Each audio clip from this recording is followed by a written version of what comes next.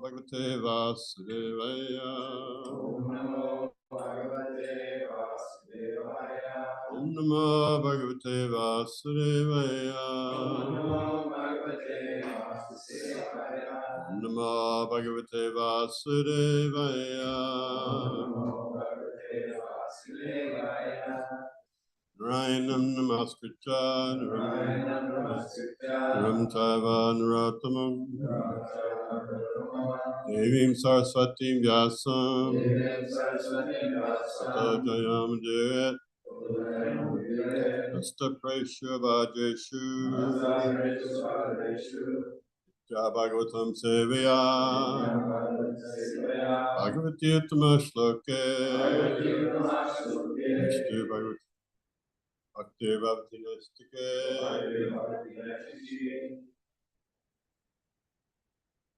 I'm reading from Srimad Bhagavatam, Canto 1, Chapter 6. I'm reading a section here. I don't know if we'll be able to cover all the points. It's a wonderful section, 22 through 38. So we'll take turns reading the verses. And we'll come back to text 32.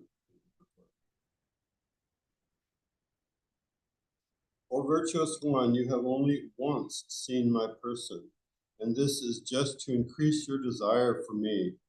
Because the more you hanker for me, the more you'll be freed from all material desire. By service of the Absolute Truth, even for a few days, a devotee attains firm and fixed intelligence in me. Consequently, he goes on to become my associate in the transcendental world after giving up the present deplorable material worlds. Intelligence engaged in my devotion cannot be thwarted at any time. Even at the time of creation, as well as at the time of annihilation, your remembrance will continue by my mercy. Then that supreme authority, personified by sound and unseen by eyes, but most wonderful, stopped speaking. Feeling a sense of gratitude, I offered my obeisances unto him, bowing my head. Thus I began chanting the holy name and fame of the Lord by repeated recitation, ignoring all the formalities of the material world. Such chanting and remembering of the transcendental pastimes of the Lord are benedictory. So doing, I traveled all over the earth, fully satisfied, humble, and unenvious. And so, O Brahmana Vyasadeva, in due course of time, I, who was fully absorbed in thinking of Krishna, and who therefore had no attachments, being completely freed from all material taints, met with death, as lightning and illumination occur simultaneously. Having been awarded a transcendental body befitting an associate of the personality of Godhead, I quit the body made of 5 material elements, and thus all acquired fruit of result of work, karma, stopped. At the end of the millennium, when the personality of Godhead, Lord Narayana, lay down within the water of devastation, Brahma began to enter into him, along with all creative elements, and I also entered through his breathing. After 4.3 million solar years, when Brahma awoke to create again by the will of the Lord, all the species like Marshi, Angria, Archery, and so on were created from the transcendental body of the Lord, and I also appeared along with them.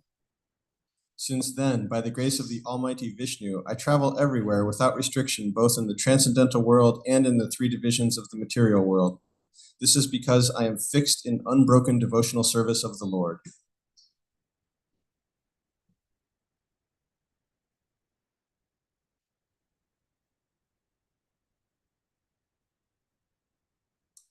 And thus I travel constantly singing the transcendental message of the glories of the Lord, vibrating this instrument called the Vina, which is charged with transcendental sound and which is given to me by Lord Krishna.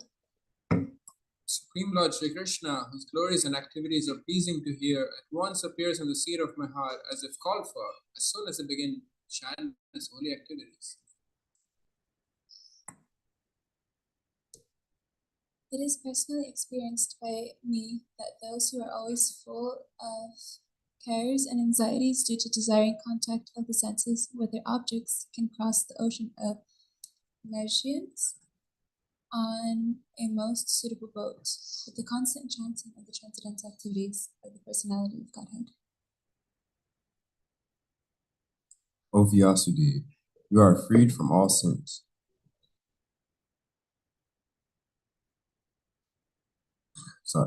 It is true that by practicing restraint of the senses by the yoga system, one can get free. One can get relief from the disturbances of desire and lust. But this is not sufficient to give satisfaction to the soul. For this satisfaction is derived from devotional service to the personality of Godhead. O Vyasadeva, you are freed from all sins. Thus I have explained my birth and activities for self-realization, as you asked. All this will be conducive for your personal satisfaction also. Sutta Goswami said, thus addressing Vyasadeva, Srila Narada Muni took leave of him, and, vibrating on his Veena instrument, he left to wander at his free will.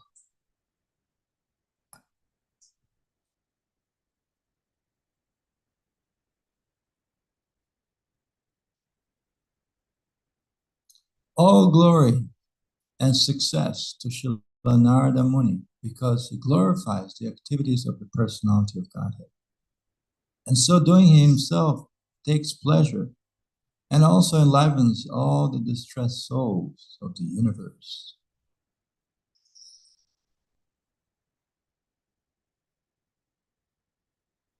Text 32.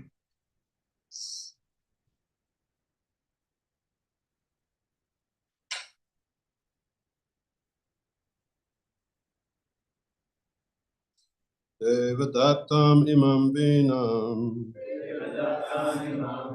Svara Brahma Vibhushitam Varchayatva Harikatam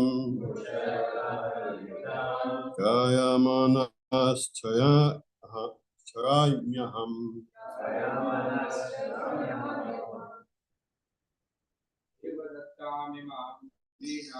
Devadattam imam vinam Svara Brahma Vibhushitam Varchayatva Harikatam Gayamanas Charayamyaham Devadattam imam vinam Svara Brahma Vibhushitam Varchayatva Harikatam Gayamanas Charayamyaham Devadattam imam vinam Svara Brahma Vibhushitam Varchayatva Harikatam Gayamanas Charayamyaham. So read the word for it together. Deva, the person of Godhead, Sri Krishna. Datam, gifted by Imam, this Vinam, a musical stringed instrument. Swara, singing meter. Brahma, transcendental. Vibhushitam, decorated with. Virtuet, vibrating. Harikatam, transcendental message. Gayamana, singing constantly. Charami, do move. Aham, I. And thus I travel, constantly singing the transcendental message of the glories of the Lord, vibrating this instrument called a Veena, which is charged with transcendental sound and which was given to me by Lord Krishna. Report by Divine Grace, A.C. Bhaktivedanta Swami Srila Prabhupada. The musical string instrument called the Veena, which was handed to Narada by Lord Sri Krishna, is described in the Linga Purana, and this is confirmed by Srila Jiva Goswami. This transcendental instrument is identical with Lord Krishna and Narada because all of them are of the same transcendental category. Sound vibrated by the instrument cannot be material, and therefore the glories and pastimes which are broadcast by the instrument of Narada are also transcendental, without a tinge of the material inebriety. The seven singing meters, namely Sa, Saja, Ri, Shabba, Ga, Gandhara, Ma, Madhyama, Pa, Panchama, Da, Daivata, and Ni, Nishada, are also transcendental and specifically meant for transcendental songs.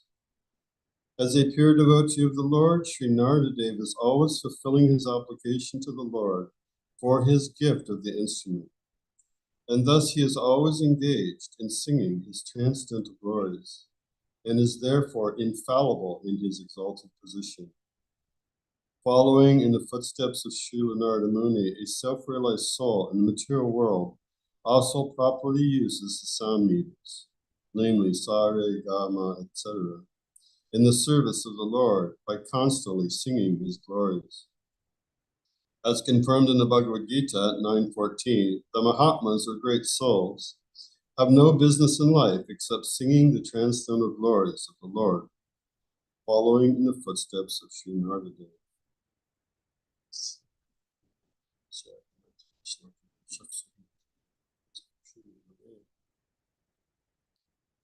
So there's a lot in these verses. We went through a lot of verses. This one here is quite special. These, for anyone not familiar, Sa, Re, Ga, Ma, there's 7 notes here, correlates to the Western music. They have 7 notes of the octave. C, D, E, F, Do, Re, Mi, yeah, same thing, yeah, Do, Re, Mi, and the sound of music. So you have 7 basic notes and then there's half notes in between. So that's what's being referred to as the scale. And how, a couple of main points, but the main one, how the purpose of these notes of this music is to glorify the Lord. Interesting point is, I'm not a scholar, so I can't explain this very well, but there's an interesting seminar on YouTube by His Grace Radha Prabhu. He gave a 2-day Sanskrit course, and he talked about how the Vedas, there's 400,000 verses in the Vedas, roughly. Precisely. I think it's pretty close. And they've been maintained for modern history kind of starts at when writing began. But from a Vedic perspective, that's kind of when civilization became more degraded, because prior to that, everything was passed down verbally. There was no need for written anything. Prabhupada says to remember means to write it down. That's because we have Kali Yuga brains. Previous ages, people could remember. But we have this famous story in the Bhagavatam. Sita Goswami was in the audience, and Shukadev spoke the Bhagavatam, and he went through one time 18,000 verses, and Sita remembered every one of them. So then he could recount it. So memory was very strong. And so the way that the Vedas, which were passed down orally for thousands of years, Sanskrit is very, very scientific. And I don't know how this works. I work with computers, but I don't understand how compilers work. But some computer science, they've chosen to use Sanskrit to compile their code because Sanskrit has very perfect rules. You learn the rules, there's meter, there's short syllables, long syllables, and consonants, and it doesn't fluctuate. You learn it, and that's it. There's not like, well, sometimes it's this way, sometimes it's this way, like English. It's always the same. So because of that, you could learn these meters and these rhythms, and that's how the Vedas were passed down for thousands of years. And they still do this in South India. They have whole schools of children learning all these mantras because of the sound vibration. So anyway, Radhakrishnan explained how first there was 3 syllables, and then another Veda is more complicated, went to 5, and then another Veda was a little bit more melodious meters, so they had 7, and then those 7 sound vibrations became these that we're hearing, Sa, Re, Ga, and turned into what's modern music, Re, Va, the order of it. So modern music, what we have is the 7 notes. I mean, there's 12 notes in Western in between. that came from the Vedas. It came from reciting the Vedas. And that's how for 3, 4, 5,000 years, the Vedas were transmitted without losing 400,000 verses. They never lost a syllable from any of them. It was accurately portrayed because of the potency of sound when you recite something. And if you meditate on it, you can go quite deeply with the sound. It's very powerful. I was thinking last night, I was reading this, and if you have an altercation with someone and you hit them or you gently embrace them or something, that memory will last for a while, maybe a few days or week, but eventually it'll kind of fade. But if you say something to somebody, good or bad, you can say something very hurtful, they'll remember it for years. If somebody says something to you, you remember it for a long time. You say something nice. Through sound, you can communicate with people and touch their heart very deeply, and they'll remember it the rest of their life. You haven't touched them, you haven't done anything, there's no action, it's just sound vibration going in the ear. And so this sound vibration is very, very powerful. And the point being made in this verse, all these verses that we read are quite striking. I think we talked last time about personal experience, the potency of just speaking from your heart with conviction. If you experience something, you talk about it, it affects people much more deeply than if you read something and talk about it. You can feel the difference. You can tell when people are talking to you. This person, they know what they're talking about. And other people, you're not so sure. They're just repeating something. So here Narada Muni is giving Vyasadeva his personal experience over and over. Like, I went through this, and I went through this, and I went through that. So that theme is there. But the point in these verses is this a statement made here that the purpose of these sound vibrations, and it's not just music, it's not just sound, it's art, literature, architecture, cuisine. There's the famous story of Jamuna. It's kind of an aside, but back when Jamuna printed the cookbook, Lord Krishna's Cuisine, it's about this thick, all the publishing houses said, no, that's too big of a book. The only one who had done that was, I forget her name, a French cook. She had a big cookbook, but she was very, very famous. Most cookbooks were small. And Jamuna said, well, I can't take any recipes out. She refused to do it. Finally, she found someone to publish the book. It's a huge cookbook, pretty much unheard of. And it became famous. She won all kinds of awards. People would have her come to cooking classes. So she was using her talent to cook to glorify the Lord. What's the title of the book? Lord Krishna's Cuisine. It doesn't say cookbook on it. This is what Lord Krishna eats. He's using cooking to glorify Krishna. So Narada Muni is using music to glorify Krishna. When we write things, they should glorify Krishna. The purpose of skills, any skill, is to glorify the Supreme Person. Why? Because that's where the skill came from. We were talking about this before. We think we have intelligence. We can have an IQ of whatever high IQ is, 120 or 30, I don't know what the meter is. We can have a lot of intelligence. We can have a lot of ability. All those things are given to us. We don't generate them. We don't say, hey, I'm going to be smart or I'm going to be strong. It's like either we are or we aren't. But whether we can cook or we can't cook, or whether we can garden, whatever it is, either we have that ability or we don't, because that ability was given to us. So since it was given to us, it means it doesn't belong to us. So we need to use it towards the person who gave it to us. So in the same way, music, art, literature, all these things should be used properly to glorify the Supreme Lord. Then we become happy and liberated. And if we don't do that, we become entangled. If we just glorify material energies, and there's so many songs and books and literature glorifying material activities, but they don't give pleasure to the soul. And they become old and stale after some time. Remember what we talked about, happiness has to have two qualities. I know I've mentioned this a few times. You want to remember what they are? Yes. Never ends. And it keeps getting better. Who wouldn't want that? Anyone like a happiness that never ends and always gets better? Right? So when you write literature or sing songs or use your talents to glorify the Lord, it just gets better and better. And there's no end to it. If you try to do that material things, after a while you get bored. It's like, I need something new. I need something else. Interesting thing to note about this glorification is the potency of it. Just by glorifying the Lord, simply chanting his names, we become very, very happy. And something I found very profound, I gave a class one time about prayer, and I was studying, looking up all these prayers in the Bhagavatam, and I was looking at the Sringade prayers, word for word, line by line, and it kind of had a realization that blew my mind. I forget which temple, I think it was Los Angeles, I could be wrong, but one of the temples in the early days of the movement was attacked. Somebody, because the deities are dressed with very nice clothes and jewels and things, so somebody wanted to come and steal them. So Prabhupada, said, well, we should put gates in front of the altar, and he gave this prayer, the Nisringade prayer, for protection. So Srila Prabhupada gave the devotees this Nisringade prayer for protection. Devotees chant it. A lot of devotees, when they get in the car and drive, they'll chant the prayer, just kind of give them some protection. So it's a known, powerful prayer for protection. If you read the translation, the word for word, nowhere in that prayer is there a request for protection. Nowhere. It doesn't. There's no statement in there that asks for protection. It simply glorifies the Lord.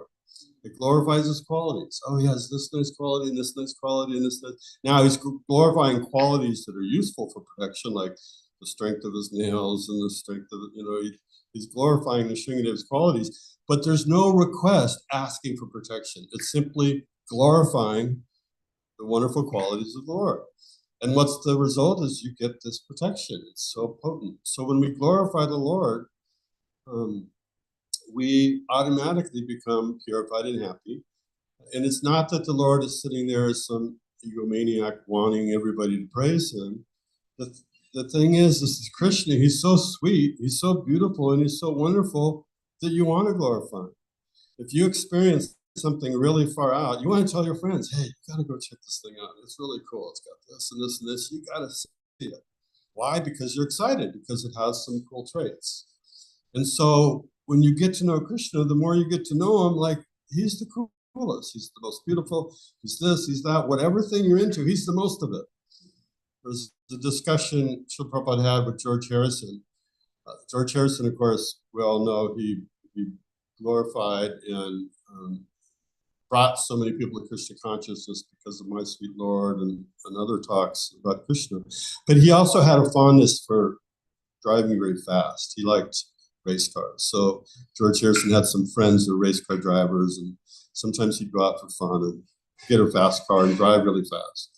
So Prabhupada was having a discussion. One time George Harrison brought this race car driver to meet Prabhupada. I don't remember his name. And they had a discussion, and Prabhupada said, so you like to go very fast? And he said, yes, I like that. He says, yes, this is Krishna. Right? That sensation you get, that rush of energy when you go very fast, that's Krishna. He once said that if a street alcoholic wino that just wants to drink his booze, if he understood that the taste he's getting from that alcohol was Krishna, Krishna says in Bhagavad Gita, the taste of water. So the reason he's attracted to that bottle of wine is because that's Krishna. There's a potency in that substance that gives him a feeling of satisfaction. That's satisfaction, that's Krishna. If he understood that, he'd become Krishna conscious drinking that substance, which is a pretty radical thing to say, since one of the regular principles is we don't consume alcohol. But the point is that anything that gives you pleasure, anything you're attracted to it because it's got some fragment or some spark of Krishna in it. It's got a shine, a glimmer, it's beautiful, it's poetic, it's this or that. Whatever it is, it's got some quality, some piece, some partial quality that's coming from Krishna. So what to speak of the real deal? When you have Krishna, you have all of those things in full. And so when you experience the sweetness, the strength, the beauty, the splendor, the humor, Krishna's very funny. He's always doing the little tricks and making people laugh. Then you want to tell people, you want to glorify him. It's wonderful. And so that's the natural purpose of these skills or arts, as they say, or literature, painting, whatsoever. And you see it, it's amazing. There's a painting and I can never remember the temple. I want to say it's in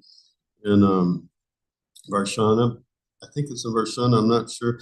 But there's a painting on the ceiling of a temple. I think it's of peacocks. Very beautiful painting. You could stand there for hours looking at this. And it was painted by a man who was blind. He had no vision. But I mean, he had vision in his head. He had vision. So he took a paintbrush and painted what he was saying. And you see this beautiful art, but his eyes didn't function. And I don't know how that works, who knows? But the point is, he had skill to paint and to take his vision and broadcast it. And you see it not just in Vaishnava paint, you see it in Michelangelo, their famous picture of man and God almost touching, and different paintings they have in Europe. So this is the proper use of these talents and these skills. And sound vibration, is highlighted here, is very, very potent, both for the person singing and for those who hear it. Now, there's other points in the other verses. We read like 10, 16 verses. I don't think we'll have time to go through all, but I'll just mention a couple key points. Text 22, it talked about focus, concentration. That one of the ways to become aloof from the entanglement of material energies is, in the pull of the senses, is just to become very fixed. When we're very fixed on our service to the Lord, then the material energies don't affect us. They don't pull us. You can see this even in a mundane sense. I experience it a lot with work. They have something you may have heard of. Computer software developers talk about it, but so do painters and musicians. It's called flow. I don't know if you've heard this term flow, that you get into this zone. If you're a writer, you can just write pages and pages, or whatever you're doing, cooking or whatever. You just get in this zone where the creative juices are flowing as they speak, and you're just able to do what it is you're trying to do, and you're not aware of anything else. Like, you might not go hours, you don't eat, you're not thinking of anything. You're just thinking of that thing that you're doing. And if you're in an occupation that requires producing things, whether it's a writer to write, or a software developer to write code, or a painter to paint, or whatever thing you're doing, when you always want to be in that place. Because when you're in that zone, all you're thinking about is what you're doing, and it's easy. It's not even hard. It just comes to you. You go. And so that type of focus, when we focus very with all that, whatever concentration we can muster, then especially when this works in material world, right? If somebody's doing mundane things, this works because they're concentrated on it. But what to speak even more so spiritually, when our focus is, I simply want to make the Lord happy. I just want to make Srila Prabhupada happy. I want to make the devotees happy. I want to please my spiritual master. My goal is just to do some activity that will make these great souls happy and please Krishna. Then it becomes a very powerful mechanism to just, all the distractions and material entanglement and lust and anger and all these other things are very hard to affect us. Because it's just very, that focus is very potent. In verse 23, it talked about the rapid effect. Very quickly you can see someone does a little bit of devotional service. Because devotional service, when you're doing something to please the Lord, it has a very deep, profound effect. And so, and it works pretty quickly. And it's also very permanent. We talked about this in text 24. Any devotional activity you do, sometimes we've seen over the years, since Srila Prabhupada brought these teachings to the West, in the 60s, thousands of people would come, and then sometimes they go away. And it's like, well, what happened? They did some service and now they went away. That credit is still there. And then sometimes they come back and they just pick up from that point. And Krishna talks about this in Bhagavad Gita, that there's never any loss of diminution. Anything you do in devotional service, that's permanent credit to your account. And when you keep doing that, eventually you get to a point where Krishna says, okay, you can come back home. We don't need to be in the material world anymore. Narada Muni is explaining that in the story of Vasudev. He perfected his devotional life, and then he became transcendental. He received this transcendental body. Came back 4,300,000,000 years later after the night, which I won't talk about because it boggles my mind. I don't know how to understand those time frames. Although they do help me when I read the Bhagavatam and see these massive, just 4.3 billion years, that's one day. And then the night is the same length. So one 24-hour period for Lord Brahma is 8,640,000,000 years.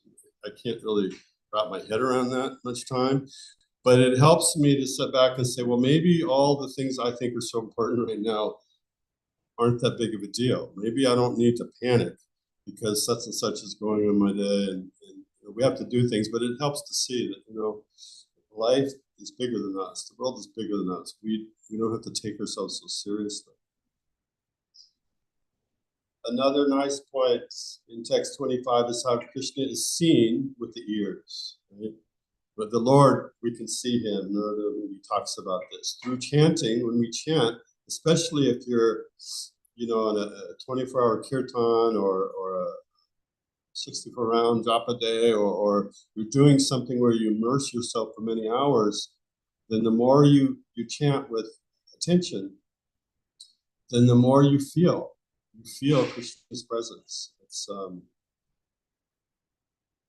and we can actually see him with the ears. It's described that God is realized through the tongue. Krishna dances on the tongue, and then it goes into the ear, and then it goes down into the heart, and the heart is transformed. So this sound vibration, again, this is referring to sound, the potency of it going through the ears. And then in text 26, it talked about the benefit of chanting, glorifying the Lord publicly, Haranam Sankirtan, which devotees do.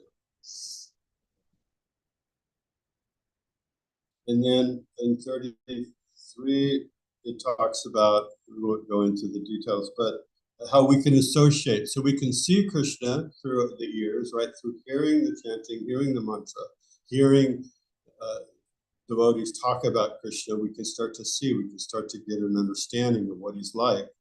We can also associate with him because this mystical reality about Krishna is not different from his name. So when we're chanting and get immersed, we actually can feel his presence and his association. And then throughout these verses, it's highlighted in text 34 and 35, but it's really laced throughout all these verses, is this idea of Narada Muni's personal experience, which from what he was speaking, and satisfaction. We read that, it's in a few of the verses about if you want satisfaction, the senses are always clamoring. There's one statement in one of these purports that I thought was pretty profound. It's in the first line of the purport for text 22. It says, a living being cannot be vacant of desires. He's not a dead stone, must be working, thinking, feeling, and willing. So another place Prabhupada said to be desireless, because some spiritual teachings say, well, we have to become desireless. Yogis will talk like that. We want to be desireless. Prabhupada said, if you're desireless, it means you're dead. Like there's no such thing as desireless. We have desires. So, but they won't be satisfied if we're just trying to obtain the objects of our senses and interact on the external platform, seeing, hearing, touching, all these material senses. But when these senses are turned inwards through sound and through devotional service, the desires are then, let me understand Krishna, let me serve Krishna, let me serve the devotees, let me do something for Krishna. So the desire is still there. We want to experience some pleasure. I know for me, when I was a young devotee, before I was a devotee, I was always thinking, well, if I just get this or I just get that, I'll be happy. And so that has never gone away. I just have learned, okay, well, let me just get things that are good for my spiritual life. So let me, buy a nice painting or get some really good quality incense, and let me grow some nice flowers I can offer the deity. So the tendency to get something nice I can't get rid of it. I've tried, it doesn't go away. But then I can dovetail and say, well, let me try to do this nice thing for Krishna and not focus it on me. And then it becomes very satisfying, and we don't get so entangled. And we can see this. If you can look at the activities here, you've got to buy so much boga to serve so many lunches, so many activities you have to do to arrange things. So these are material so-called activity. Other restaurants are buying boga and cooking things and serving it, but it's not satisfying. It doesn't go deep to the soul. So the propensity to do things, whether it's purchasing or building or cooking.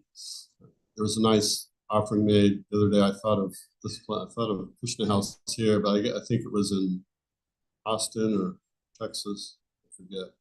Someone is sharing this on Prabhupada's disappearance day that devotees were launching a Krishna House, and you know which one it is. Austin. And I guess they got somebody, not one of the devotees, but somebody to help do the construction, because they found it was really expensive. They found a place they could afford, and they got it, but it was really run down. So he came. I don't know, you may have all heard this story. And so they found somebody, an older gentleman who could do construction. He came, he was doing the remodeling. And then at the end of the day, he got tired. He didn't want to go home. He was just going to rest upstairs in one of the rooms, but his back hurts. He couldn't lay down. So he leaned against the wall to sleep. And he had a dream. And this man, this elderly gentleman, came in and said, thank you very much for what you're doing. And he didn't think much of it. He said, okay, well, it was not a bad dream. It's a nice dream, or whatever he thought. And then I guess the next day, he told the devotees about it. And then he saw his picture of Prabhupada. He said, oh, that's him. That's the man that was in my dream. And so, and all the devotees were ecstatic, because these weren't Prabhupada disciples. They were steps removed. And yet they could feel, they understood that Prabhupada was blessing their project, saying, wow, this is nice, you're building this Krishna house. And so, I forget the point that I want to make to bring up that story, because it's such a wonderful story. But the satisfaction of doing things for Krishna, it goes very deep, and it's yeah, I love that story. So now I totally lost my train of thought, but well, it doesn't matter, because that story is better than anything I could have said.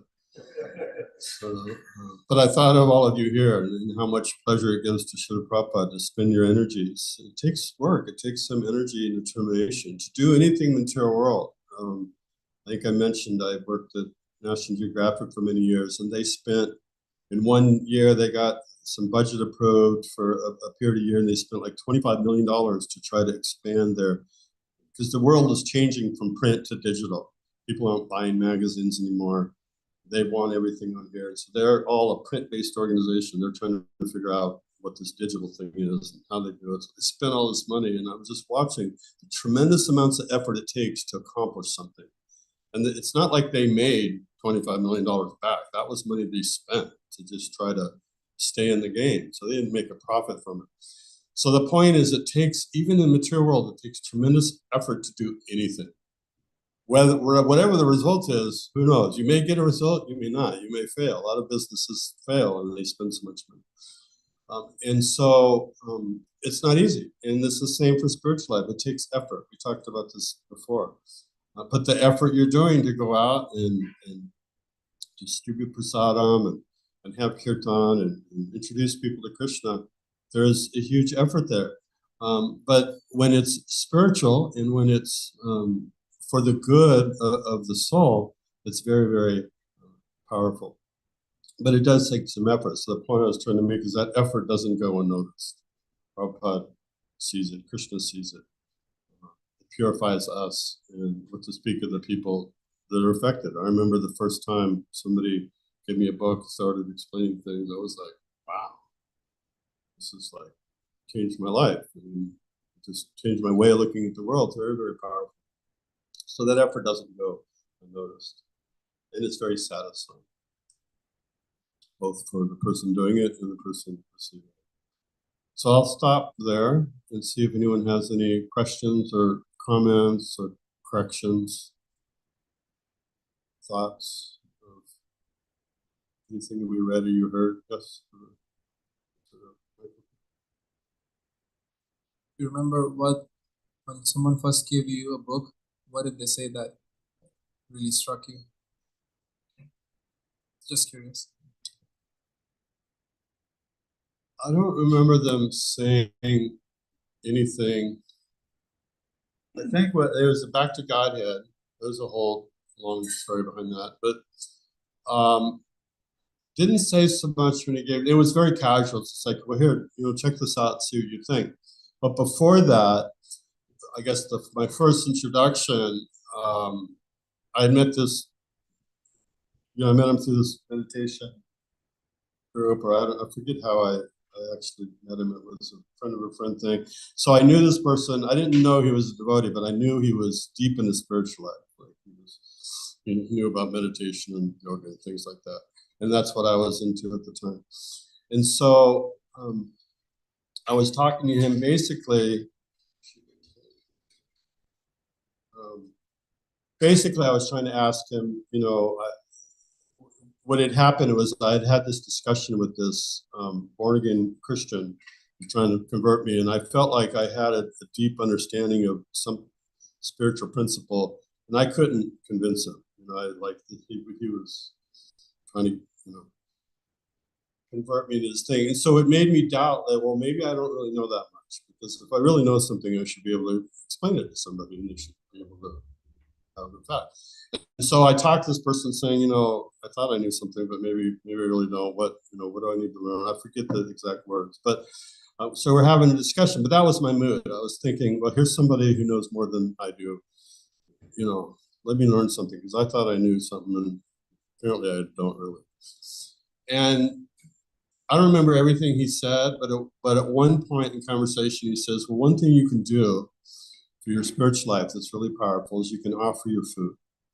And so, and he was very casual about it. It's not like you have to do this or you're going to go to hell or something. He just said, this is a nice thing you can do to help purify your life. He said, so what I do when I offer is I chant this mantra. And he said, Hare Krishna, Krishna Krishna, Hare Rama, Rama Rama, Hare Hare.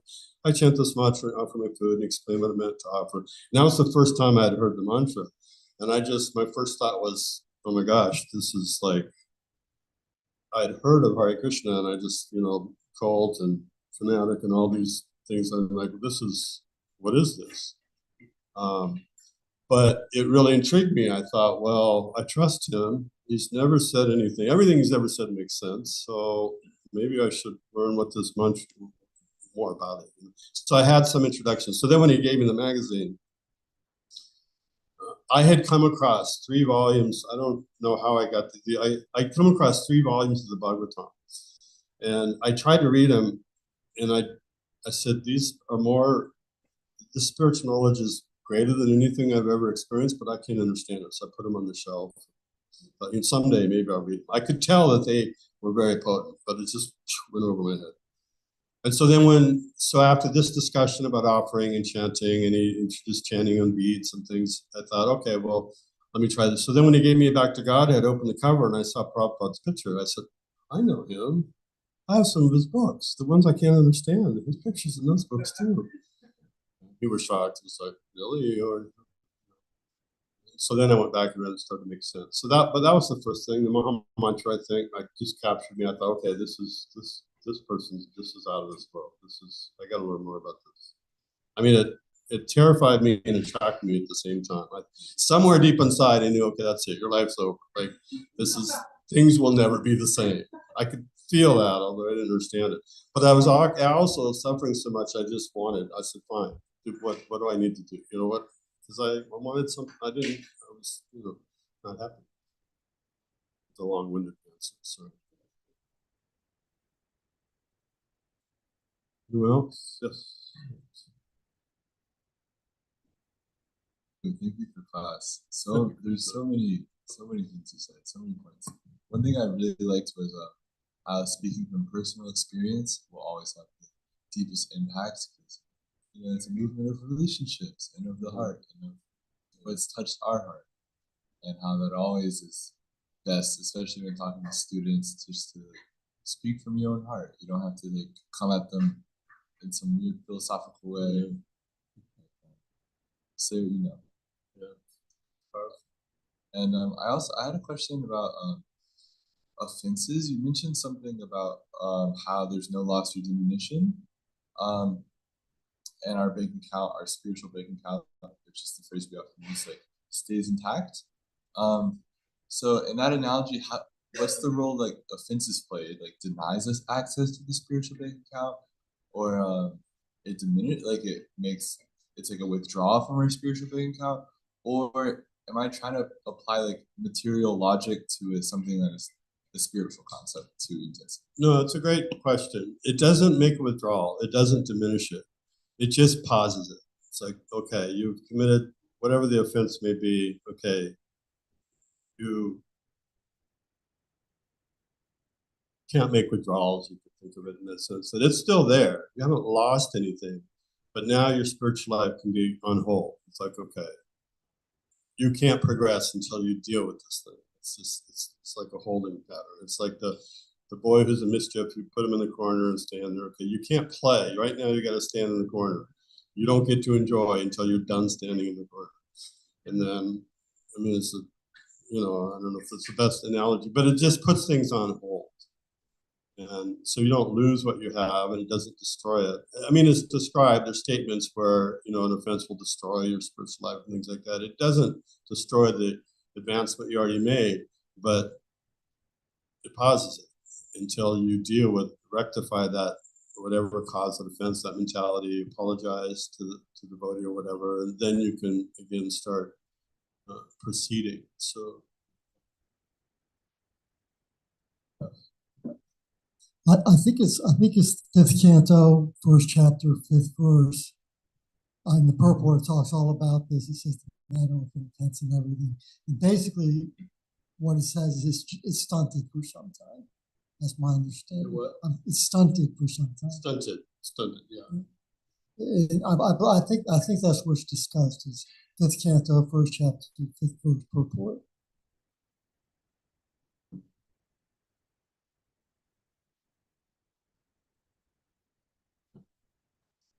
Does that answer your question, Nick? Yeah, very well. Yeah, this question here.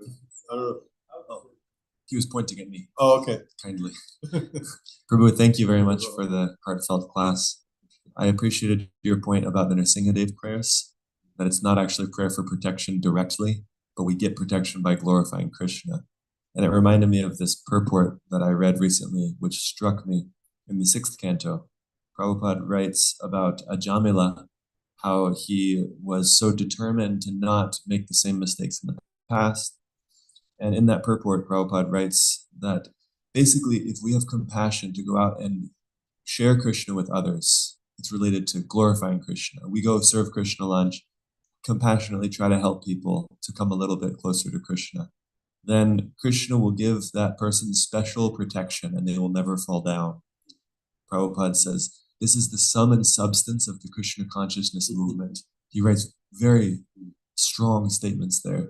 If we just go a little out of our way to help others come to Krishna, Krishna is so pleased, he'll give special protection. Yeah, someday someone should write a book about the effects of that compassion of going out, because there's hundreds of stories out there about people who have had some experience. I mean, this will be quick. I'll tell you one story just as an example. And there's hundreds of these cases. So Raj Bahari tells the story. He was out streaming books in a van, 4 or 5 devotees in a van full of books, and they were parked in some parking lot to sleep overnight. And police came and woke them up at 3 in the morning. What are you doing here? You should be parked here. They're going to throw you all in jail. Go through the van. What do you have in here? And so then one of the police officers, they saw the books and they realized, oh, these are devotees. These are Prabhupada's books. And the person happened to be the captain or the leader of that group. He had the most authority. And he told all police officers, okay, all of you, you leave them alone, put the books back. You all have to buy a book, give them a donation, take a book. These devotees fed me all 4 years. I was in Florida at the Gainesville, University of Florida in Gainesville. Krishna lunch, they fed me for 4 years.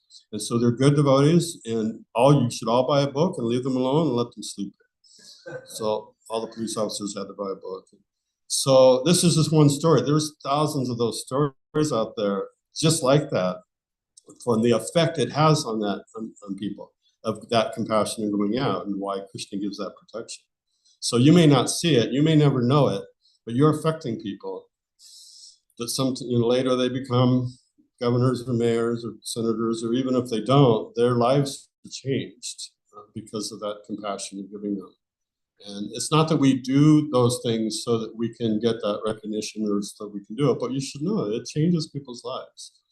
And so I know it gets discouraging sometimes because a lot of people they don't seem to be too favorable towards it. But many of them are. They may not say it, but they are. And then it comes out in other ways later. It'd be wonderful to see. Hopefully someday someone will write a book about this. I've heard dozens of those types of stories, very inspiring. Yeah, it's a nice point. Thank you for sharing that. Special compassion Krishna gives.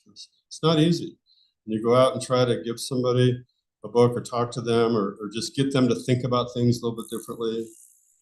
I know for myself, I'm set in my ways. If somebody tries to convince me of something other than what I believe, it's not easy. I'm like, well, I mean, for devotees, yeah, if I want to learn, that's different. But if somebody's just, outside of spiritual substance, we don't want to change them. We know what we know, and so it's not easy to convince somebody. So it's a glorious effort that you're doing, just presenting it to them. I should probably stop there, or Shruti will stop asking me, going over my